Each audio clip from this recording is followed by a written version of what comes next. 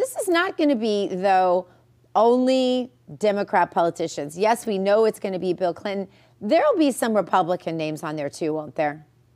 Oh, 100%. I mean, we've been waiting for this list with our breath, right? So, it shows the character of these people. But I'm thinking back, we think back in the politics world, and Clinton, with the way the Democrat Party is today, Clinton was kind of a moderate president.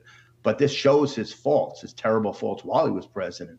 We look back and, the media back then justified his behavior. Oh, it's only his personal, behavior on the side. But the fact that after he left the presidency, he was hanging out with a character like Jeffrey Epstein and nonstop taking flights over and over and over again. What kind of character did that show, that he was, such a, unbecoming ex-president to do these things, right? And I got to go back to, I represented this charter company one time. It's private aviation back in 2014. And they came in, I said, we have this interesting girl that does flights. And we call her the Gulfstream girl, Nadia Marchenko. And she comes into the office. She says, I was brought in by this wealthy guy in New York 15 years ago. And he gave me housing and he taught me how to fly. And she whispered his name, Jeffrey. I thought nothing of it because it was 10 years ago. I didn't know much of him and it didn't break. But I thought the whole story was bizarre. He gave her housing. He taught her how to fly. She was only 15 at the time.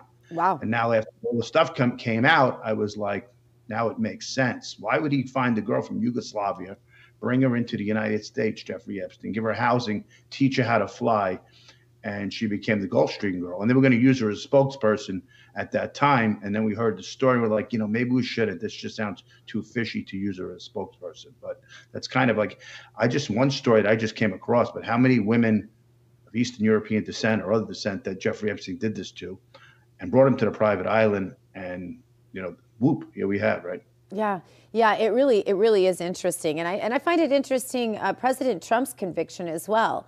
Him saying straight out that he thinks Bill Clinton is going to be on there. That makes you think that he's not going to be on there. But what's the real implication here, Adam, of being on this list? I mean, does it really mean that you necessarily did bad things? Does it not? What is the media going to make of it? What is the public reaction going to be, especially in light of the elections? Could this have an impact? It depends what the conglomerate media says. Most of the stories you read, it says Bill Clinton, but he's done nothing wrong, right?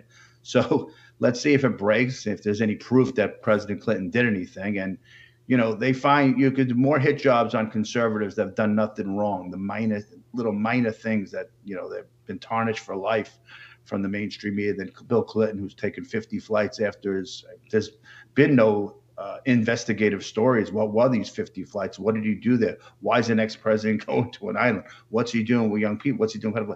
I haven't seen any explosive investigative stories. So yeah, we'll know it was released, but it depends what happens afterwards. We have some incredible outlets. Let's see if they do the real investigative journalism. We've heard more from Melinda Gates than we did from the media last week. She was on the CBS Early Show, disgusted by her husband that he had affiliation with Jeffrey Epstein. She was just, you could see her face. And she kind of, by looking at the way she answered the question, she was disgusted, and she seems that she knows more than what she actually fully can say.